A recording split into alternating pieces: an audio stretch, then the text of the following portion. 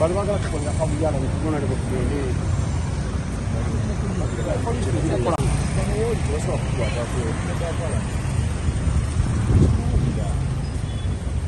Hon Allan owulira otya omulundi ogusooka okuyingira ekizimbe kino?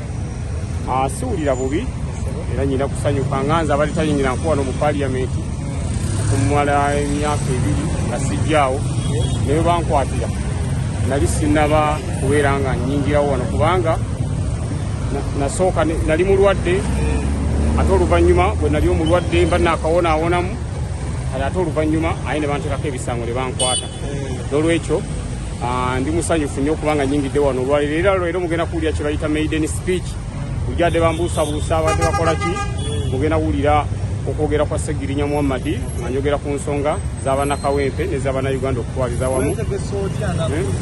Nze neetegesedde era ndowooza munnengera ndi simaati kungulu ate ndi simaati ne mutima. Oluzungu oluteeseteese otya? Neetegese ekyo mulindirire maiden speech. Wano wali oyambadde gloves abakutwala n'ogala ogenda otuuka ogenda sooka oyimireku wano babuuze ki ekiriwo mbadde nzijja wano nga bankwata jjeeke endowooza mulengera bitambula bulungi ebyankwatako bava mu buno kkubo kati wonna bakuviira bavaawo bulungi. Speech osinga ogenda kusinga ku addressinga ki? Ngenda kwogera ku nsonga z'abannakawempe njogere nnyo ne ku Segibokisi yakola kusinga n'ensonga endala nnyingi nnyo mugenda kubeera nga muzira. Wali wasaba speaker nti nojje ne Mamini yagaana? Baagaana n'ekyo n'ekyo. You come this side. Obadde okyayogera ku That's my car. That's my car. No problem. Obadde okyayogera ku suuti yo ng'otubuulira essuuti wagiguzeewa kubanga abantu bagamba akagatto k'olubege wakawonye ate bakusekerera akagatto k'olubege. Temulina kye muŋŋamba era kummwe we wakayagala okuwasa nga mmaze wano okukola maiden speech suuti nja gimwazika n'akagatto. Kaizi tonnawasa Mako tannawasa nja gibaazika ngenda gitegeka ezebo byabba.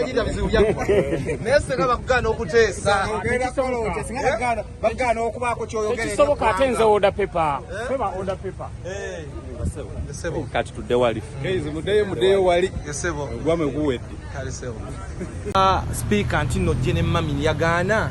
Baagaana n'ekyo n'ekireka eŋŋamba kanzenzeka nsize bannayuganda njogere ku nsonga ezibaluma naye badde mukomera ebiku byonna nkukunyi byonna ngenda kubeera nga mbyogera. Okubye essuuti ekunyumidde. Essuuti kyengenda kwogera ku bintu bingi n'endya na buli kimu kyonna embeera mwe tubadde tutambulira mwe tubadde tuyisibwa mu kkomera na buli kimu kyonna mpozi n'okwebaza ababaka n'abantu bangi abasobodde okutubeererawo okulaba nga tusobola okufuna eddembe lyaffe oluvannyuma lw'emyaka 2 maite kibadde kyangu kubeera mu kkomera myaka gino gyonna ne tusigala nga tukyali balamu era twebaza Mukama Katonda. Mpozi gwe wagenda wali omaze maiden speech naawe? Nze nali maze okuteesa emirundi egiwerako naye munange ye yali mulwaddeddwaddemu sooka tusaba Mukama Katonda asobozese omulundi gwaffe tukomewo gwa palamenti ogwokubiri tubeerenga mulungi nnyo.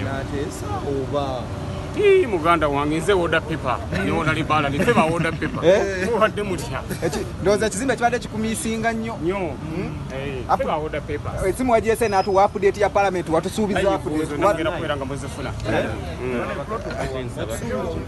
nsaba busabe muyingire abakulu bano fetugendako manje just tubatukaka interview dakiikemu tugende nga twagala tubuulire bano bamawulire tugende kutambuza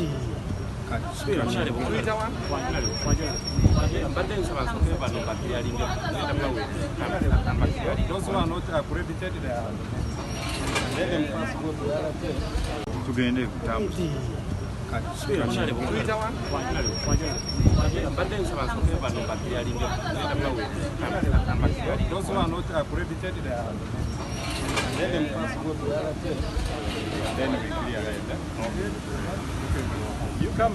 Honorable obadde okyayogera ku